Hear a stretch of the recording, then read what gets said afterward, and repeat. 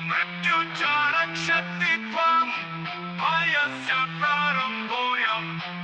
आज हम हिमाचल प्रदेश की पहाड़ियों में मतलब गहरे बसे एक अनसुलझे रहस्य की तह तक जा रहे हैं। हाँ, कहानी है कलापत्थर नाम के गांव की। कहते रातों रात गायब हो गया। बिल्कुल। हमारे पास जो जानकारी है वो लोक कथाओं और कुछ सच्ची लगने वाली घटनाओं का एक अजीब सा मिश्रण है। हाँ, बिल्कुल। और ये सिर्फ एक गांव के गायब होने की कहानी नहीं है।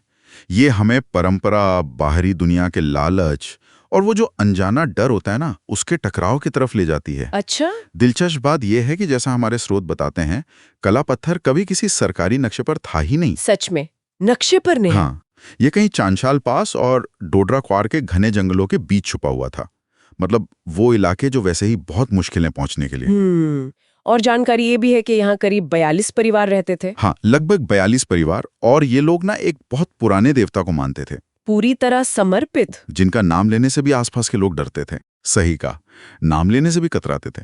कहते हैं कोई दयालु देवता नहीं थे वो, बल्कि बहुत शक्तिशाली और जल्दी गुस्सा हो जाने वाले। अच्छा। हाँ, और उनकी पूजा का तरीका भी बड़ा अलग था। हर साल लोहड़ी पर, मतलब सर्दियों का त्योहार है, हाँ लोहड़ी, तो गांव वाले उनकी पालकी, एक सजीवी डोली जैसी, लेकर जंगल के अंदर जाते थे। वहां कुछ गुप्त पूजा पाठ अनुष्ठान होते थे। जैसे कोई समझौता हो प्रकृति और गांव के बीच। बिल्कुल, एक नाजुक संतुलन बना हुआ था, लगता है। और ये संतुलन कहानी के हिसाब से 1980 के दशक में बिगड़ा। हाँ, बिगड़ना शुरू हुआ। ये तब हुआ जब प्रणव खुराना नाम का एक इंजीनियर वहां पहुंचा। इंजीनियर वहां क्या कर रहा था वो? शायद सर्वे वगैरह। उसे जमीन में कुछ अजीब मिला, काला क्वार्ट्ज, और शायद यूरेनियम के भी निशान मिले। यूरेनियम पहाड़ों में? हाँ, स्रोत तो यही बताते हैं। और यहीं से वो लालच वाला एंगल आता है कहानी में। मतलब ये कि खुराना कुछ ठेकेदारों और पैसे के वादे के साथ लौटा। अब जाहिर है गांव में बात फैली होगी। हाँ, कुछ लोग खुश हुए होंगे, कुछ डरे होंगे। बिल्कुल। गांव के जो पुराने पुजारी थे, बाबा धूम, उन्होंने तो खतरा भांप लिया था। उन्होंने चेतावनी भी दी थी ना? हाँ, साफ चेतावनी दी। स्रोत कहते हैं उन्होंने कहा, तुम जमीन नहीं, सोए हुए देव को खोद रहे हो। पर उनकी बात किसी ने ज्यादा सुनी नहीं। और फिर क्या इसके बाद ही वो अजीब घटनाएं शुरू हुई? हाँ, बिल्कुल। कहानी के अनुसार पहले छोटी छोटी, फिर भयानक बातें होने लगी। जैसे एक बच्चा एक पतली सी धारा में डूबा हुआ मिला।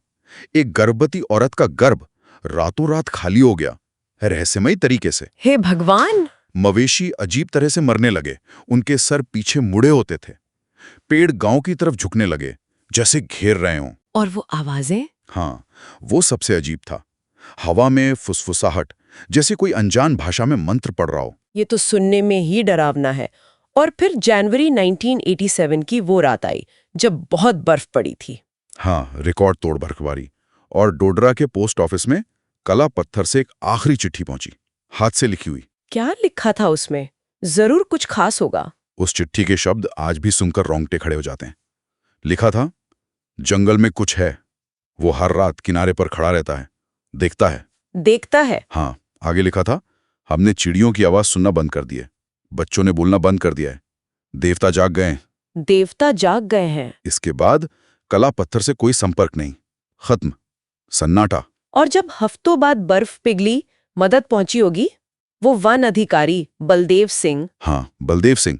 जब वो वहां पहुंचे तो जो उन्होंने देखा वो अविश्वसनीय था। क्या देखा? सारे घर खाली थे, मगर अजीब बात यह थी कि थालियों में खाना आधा खाया हुआ पड़ा था, जैसे किसी ने बीच में छोड़ दिया हो। बिस्तर पर कंबल तय किए हुए थे, जैसे कोई बस अभी उठकर गया हो। लेकिन लोग कहाँ थे? यही तो रहस्य है। बाहर बर्फ में पैरों के निशान थे, सब जंगल के किनारे तक जाते थे, पर एक भी निशान वापस नहीं आ रहा था। कोई लड़ाई झगड़ा, खून, कुछ नहीं। ना संघर्ष के निशान, ना खून का एक कतरा। ऐसा लग रहा था जैसे 42 के 42 परिवार अपनी मर्जी से उस अंधेरे जंगल में चले गए हों। बहुत अजीब। और मंदिर का क्या हुआ, उस देवता की मूर्ति का? वो शायद सबसे डरावना हिस्सा है। मंदिर में देवता की पत्थर की मूर्ति, जो हमेशा लाल कपड़े और सिंदूर से ढकी रहती थी, हाँ, वो अब नग्न थी, टूटी हुई थी, और उसमें से एक गाढ़ा काला सा रस रिस रहा था। काला रस? हाँ, जैसे देवता ने खुद ही गांव छोड़ दिया हो, या कुछ और हुआ हो वहां। ये कहानी यहीं खत्म नहीं होती है ना? कई साल बाद भी कुछ हुआ। हाँ, 2017 में दिल्ली के कुछ ट्रैकर्स थे, उनमें एक व्लॉगर भी था, मनन शर्मा। वो इसी कला पत्थर के रहस्य को सुलझाने निकले थे। और लापता हो गए। वो भी लापता? हाँ, उनका कैमरा बाद में मिला, जला हुआ, टूटा हुआ, पर मेमोरी कार्ड से कुछ फुटेज रिकवर हुई, धुंधली सी। उसमें क्या था? उसमें दिखती है एक धुंधली ढलान, पेड़ों के बीच पत्थरों का एक अजीब सा गोल घेरा और किसी की कांपती हुई आवाज में फुसफुसाहट, घेरे के अंदर कदम मत रखना। और फिर वीडियो में मंत्र जैसी आवाजें तेज होने लगती हैं और आखिरी फ्रेम एक ट्रैकर के चेहरे का है, आंखें पूरी तरह काली और मुंह एक चीख में खुला हुआ। मतलब अस्वाभाविक रूप से वो लोग कभी वापस नहीं मिले। तो आज भी वो इलाका वैसा ही वीरान है, डरावना? हाँ, स्थानीय लोग तो आज भी उस रास्ते पर जाने से डरते हैं। कुछ लोग कहते हैं अमावस की रात में दूर से ढोल की आवाजें आती हैं या अंधेरे में मशालों के साथ एक जुलूस दिखता है। जुलूस? किसका? गांव वालों का शायद। और कहते हैं उस जुलूस के आगे पत्थर के सींगों वाली एक लंबी काली परछाई चलती है। उफ। सैटेलाइट इमेज में भी वो जगह एक काले धब्बे जैसी दिखती है। और हाँ, कभी-कभी आसपास से ट्रैकर या चरवाहे गायब हो जाते हैं। वो भी? हाँ, कुछ दिनों बाद लौटते हैं, पर उनकी आंखों में एक अजीब सी खाली मुस्कान होती है। कुछ बोल नहीं पाते। एक को तो अपनी ही खाल पर वो देवता का निशान कुरेदते हुए पाया गया था, बार बार। कला पत्थर की ये कहानी, ये वाकई सोचने पर मजबूर करती है। ये सिर्फ एक लोक कथा है या इसमें कोई गहरी अनदेखी सच्चाई छिपी है? यही सवाल तो इस कहानी को इतना भयानक और दिलचस्प बनाता है। कला पत्थर का ये वृत्तांत हमें पूछता है, क्या कुछ सीमाएं होती हैं प्रकृति में या हमारी आस्थाओं में, जिन्हें लांघना खतरनाक हो सकता है? क्या ये जो आधुनिकता है, हमारा हस्तक्षेप है, ये कभी-कभी ऐसी ताकतों को जगा देता है जिन्हें असल में शांत ही रहना चाहिए? शायद ये कहानी सिर्फ एक गायब हुए गांव की नहीं है। बिल्कुल, शायद ये एक चेतावनी है जिसका असली मतलब शायद उन्हीं वीरान जंगलों में कहीं दबा हुआ